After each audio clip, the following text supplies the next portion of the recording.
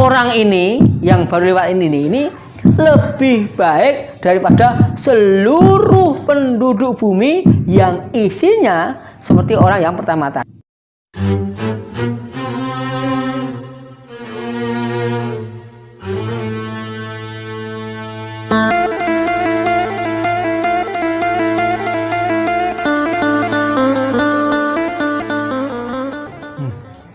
Bismillahirrahmanirrahim. Innalhamdalillah nahmaduhu wa nasta'inuhu wa nastaghfiruhu wa na'udzubillahi min sururi anfusina wa min sayyiati a'malina may yahdihillahu fala mudhillalah wa may yudlil fala hadiyalah. Asyhadu alla ilaha illallah wahdahu la syarikalah wa asyhadu anna Muhammadan abduhu wa rasuluh la nabiyya ba'dah. Allahumma sholli wa sallim wa barik ala Muhammad wa ala alihi wa ashabihi ajma'in, amma ba'du. Ikhwan fillah, arsadani wa arsadakumullah. Alhamdulillah, ucap syukur kita panjatkan kehadirat Allah SWT yang telah melimpahkan berbagai macam kenikmatan kepada kita, khususnya yang berupa iman dan Islam. Salawat dan salam semoga terlimpah dan tercurahkan kepada uswatun hasanah kita, yaitu Nabi besar Muhammad Sallallahu Alaihi Wasallam, juga kepada ahli keluarga, sahabat, para pengikut yang setia menapaki jalan beliau sampai yaumul akhir nanti. Kita lanjutkan untuk pembacaan dari kitab Riyadhus Shalihin, masuk hadis yang ke-258. Dari Abu Abbas Sahal bin Sa'ad As-Sa'idi radhiyallahu anhu, beliau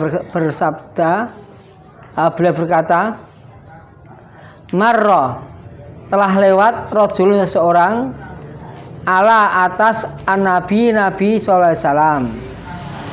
Faqala, maka beliau berkata, bersabda, bertanya, lirajulin, kepada seseorang, indahu, di sisi beliau, jalisun, yang dalam keadaan duduk, maro'yuka,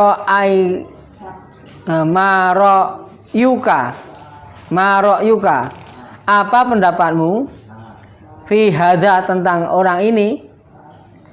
Faqala, maka dia berkata, rajulun, seseorang, min asrofi, dari kalangan orang yang terhormat, anasi, manusia.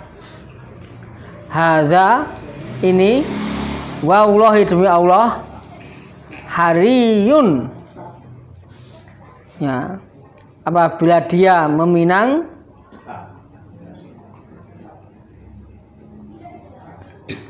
in khotoba, hariyun itu terpandang, maaf, wallahi, demi Allah, ya, demi Allah, hariyun, sangat pantas, in, jika khotoba, dia meminang, an, bahasanya, yungkaha, ya, dinikahkan, wa in, dan jika syafa'a, nah, jika meminta pertolongan, an, bahasanya, yusfa'a, diberi pertolongan. Fasakata, maka diam Rasulullah SAW. Suma, kemudian, maro, lewat, rajul, seseorang, akhal, yang lain. Faqala, maka beliau bersabda, lahu, kepadanya, kepada orang yang duduk tadi, siapa yang berkata, yaitu Rasulullah SAW, ma ra'yuka, bagaimana pendapatmu, fi hadza, tentang orang ini. Faqala, maka berkata orang itu, ya Rasulullah, wahai Rasulullah, hadza, ini, rajulun, seseorang, min fuqara'i, dari kalangan orang fakir, al-muslimina, orang-orang Islam. Hadza, ini, hariyun, lebih pantas, in, jika khotoba, dia meminang an bahasanya la yungkiha Allah bahasanya tidak yungkaha dinikahkan. Wa in dan jika syafa'a dia minta pertolongan Allah bahasanya tidak yasfa'a diberi pertolongan. Wa in dan jika qala berkata Allah bahasanya tidak yusma'a ya didengarkan li qaulihi untuk perkataannya. Faqala maka bersabda Rasulullah SAW, hadza orang ini khairul lebih baik min daripada mil'il aldi sepenuh bumi mislu semisal hadza orang yang pertama tadi. Hadis diriwayatkan oleh Imam Bukhari dan Imam Muslim muttafaqun alaih. Iwan widirahmatullah, di hadis ini Nabi SAW beserta dengan seseorang sahabat yang tidak sebut namanya di sini, seorang sahabat yang duduk dekat dengan Nabi. Ya. Di saat itu ada orang lewat. Nah, Nabi kemudian mempersilahkan orang yang duduk itu untuk menilai. Ya, bagaimana pendapatmu? Artinya adalah bagaimana penilaianmu tentang orang yang barusan saja lewat ini. Nah, karena yang diketahui oleh orang itu, oleh sahabat Nabi tadi, yang diketahui secara lahiriahnya. Saat toto lahirnya mungkin orangnya itu berpakaian kalau zaman kita perlente, pakaiannya itu necis gitu ya. Terus apa itu dari segi penampilannya juga oke gitu. Terus juga mungkin kalau dilihat dari koceknya, kantongannya tebel mungkin itu ya. Sehingga karena apa? Karena sudah termasuk dari kalangan orang-orang yang terpandang, ya, itu menurut penilaian orang tadi, ini orang terpandang dia ini. Maka dia sampai bersumpah, wallahi demi Allah, apabila orang ini meminang, sangat pantas dia untuk dinikahkan. Serasa ditolak aneh, orang sugih orang apa itu. Ya, orang sugih ganteng, posisinya tinggi, jabatannya, nah itu tidak perlu diragukan lagi. Mesti kalau dia meminang siapapun yang dia pinang, pasti akan dinikahkan oleh si walinya. Nah itu. Terus dan apabila dia itu minta bantuan untuk orang lain, sangat pantas untuk diterima. Nah dia itu minta bantuan untuk orang lain itu mesti diterima.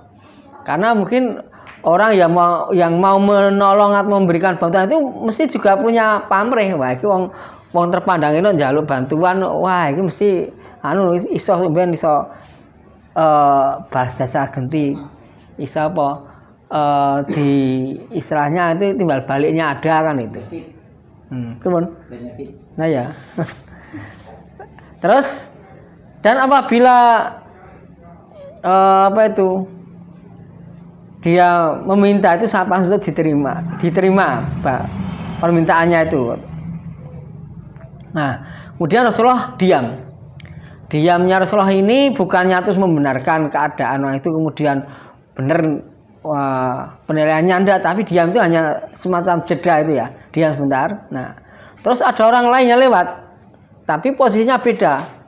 Orang lain yang lewat itu seorang laki-laki yang lain, yang dia itu keadaannya ya jauh dari yang pertama tadi, mungkin antara langit dan bumi itu ya kalau orang mengibaratkannya. Maka ketika dia sudah lewat, tidak kelihatan itu, langsung Nabi menanyakan lagi, bagaimana pendapatmu atau bagaimana penilaianmu tentang orang ini. Wah, langsung saja sang sahabat tadi menyatakan, ya Rasulullah, ya, dia adalah laki-laki dari kalangan kaum muslimin yang fakir. Nah, jadi muslimin dia tapi fakir. Jadi orang fakir itu kan orang yang sebenarnya itu mempunyai tidak punya pekerjaan, tidak punya penghasilan tetap. Lah hidupnya bagaimana? Hidupnya ditanggung oleh orang lain. Makanya fakir. Beda dengan miskin. Kalau miskin itu orang yang sudah punya pekerjaan, punya maisah, tetapi penghasilannya tidak cukup untuk mencukupi kebutuhan sehari-harinya. Maka dikatakan miskin. Nah kalau fakir itu tidak punya penghasilan. Hidupnya tergantung dari orang lain. Nah itu namanya fakir. Nah ini dikatakan dari kalangan orang fakir, ya, dari orang fakir di kalangan kaum muslimin ini. Loh, kalau demikian, apabila dia itu meminang, sangat pantas untuk tidak dinikahkan. Lah piye? Wong dhewe ngopenak dhewe ra enek danane, ra duwe maisah kok arep ngopeni wong liya, arep nikahi wong liya, ya mana mungkin akan diberi, mana mungkin akan diterima lamarannya atau khidbahnya itu. Ya ndak akan diterima. Walinya ndak akan menikahkan. Kok diopeni apa anakku kan. Ini penilaian manusia seperti itu gitu. Nah, maka sangat pantas untuk tidak dinikahkan. Apabila dia minta bantuan untuk orang lain, sangat pantas untuk tidak diterima. Ya. Jadi kalau dia minta bantuan untuk orang lain, bukan untuk diri sendiri lah, untuk orang lain. Umpamanya saya punya saudara saya ini sangat memperhatikan. Nah, ini membutuhkan bantuan tuan-tuan, silahkan Anda bantu ini. Lah sing minta bantuan wong kaya ngono ya aja godhek dhewe lah gitu. Mungkin dia sudah dulu gitu. Wong dhek njaluk bantuan masjid nggo anu lah kok pakaiane kumpul, pakaiane ngono kuwi, aja kok ora sampai nang biasa, ora sampai masjid aja dipek dhewe lah. Kan ada perasaan-perasaan yang tidak istilahnya tidak baik, seudon seperti itu. Nah, maka tidak pantas untuk diterima. Dan apabila dia berbicara, sangat pantas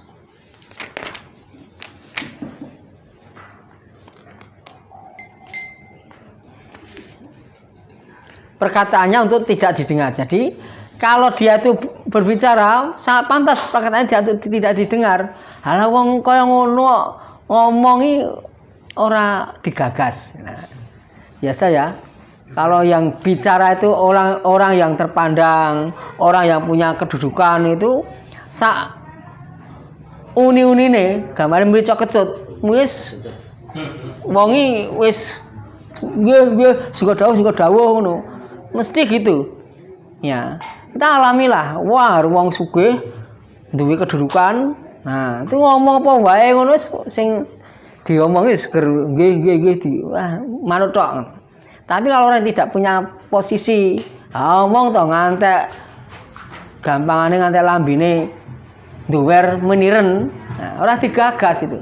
Karena apa? Wong posisine daerah ndi apa-apa kok wong ndak punya jabatan, ndak punya harta, ndak punya pangkat itu. Nah, itu. Ini penilaian orang. Maka kemudian Rasulullah SAW itu memberikan kesimpulan atas penilaian para sahabat tadi ya. Nah, langsung dikat. Nah, orang ini yang baru lewat ini lebih baik daripada seluruh penduduk bumi yang isinya seperti orang yang pertama tadi. Nah, jadi kalau maaf, sak donya enake wong sugih-sugih kabeh. Nah, yang pakainya bagus, yang terpandang itu ya. Ini orang yang banyak sekali dibandingkan dengan satu orang yang miskin tadi, ya, yang bersahaja hidupnya, yang mungkin kalau orang menganggap pembicaraannya tidak penting, ada omongan tidak penting, pengaruhnya tidak ada, gitu. Mau melamar kemana-mana ditolak. Tetapi menurut Rasul itu adalah orang yang paling baik. Nah, jadi dari hadis ini dapat kita ambil kesimpulannya. Yang pertama adalah orang itu menilai hanya berdasarkan pada lahiriah. Ya. Dan penilaian secara lahiriah itu banyak melesetnya. Ya. Karena apa? Karena secara lahir hukum apa itu? Secara lahir itu hanya yang kelihatan di mata kita, yang sering kita lihat saja, yang nampak saja. Sedangkan pada hakikatnya dia bagaimana itu kita tidak tahu. Nah, maka kalau kita menghukumi seseorang, sebagaimana Rasul juga menghukumi seseorang itu dilihat dari lahirnya saja. Nah, nanti untuk masalah batinnya itu serahkan pada Allah itu. Nah, karena ini yang tahu adalah Allah dan Rasulnya, masalah yang tadi Rasulnya juga diberitahu oleh Allah berkaitan dengan keadaan orang tadi, meskipun dia itu orang kaya tapi posisinya di mata di pandangan Allah itu lebih baik orang yang miskin tadi kan itu. Nah, terus yang kedua berkaitan dengan masalah apa ini? Masalah kedudukan mulia atau tidaknya seseorang. Itu tidak dinilai dari bagaimana banyaknya harta yang dia miliki atau pangkat atau jabatannya. Ya, tetapi yang dinilai oleh Allah itu dari segi ketakwaannya. Nah, karena ini posisinya tadi jelas, yang awal diterangkan tentang orang yang terpandang, orang yang kaya itu ya. Tetapi tidak dikatakan muslimin atau mukminnya tidak ada. Sementara di orang yang kedua ini adalah dari kalangan orang muslimin yang fakir gitu loh. Orang Islam ini fakir gitu loh. Nah, jelas dia muslim tapi fakir gitu loh. Nah, namun bagi Allah bukan fakirnya tapi muslimnya yang diutamakan. Nah, dia muslim bagus, dan fakirnya itu sendiri sebenarnya akan memeringankan dirinya dalam masalah apa? Hisab nanti di hari akhirat gitu loh. Kan pernah toh kita mungkin pernah membaca satu kisah itu ya, bagaimana seorang tukang kayu yang mengikuti sayembara itu ya. Sayembara apa? Sayembara untuk menemani raja yang mati di dalam kubur kan itu. Temani itu. Kalau kuat 40 hari nanti akan diberi hartanya. Harta karena tidak ada waris tunggalnya. Hartanya banyak sekali. Siapa yang berani menemani dalam kubur akan diberi harta itu. Tidak ada yang berani diberi waktu 1 minggu, tidak ada berani. Diulur lagi 1 minggu lagi, tidak ada berani. Sudah hampir penguburan akhirnya wis orang Ismani aku anu weh. Nah, tukang kayu akhirnya berani.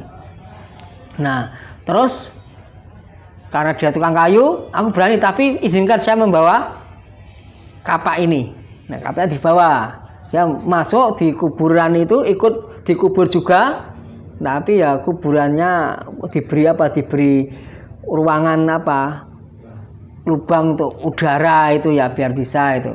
Nah, setelah itu ditutup rapat, malaikat datang.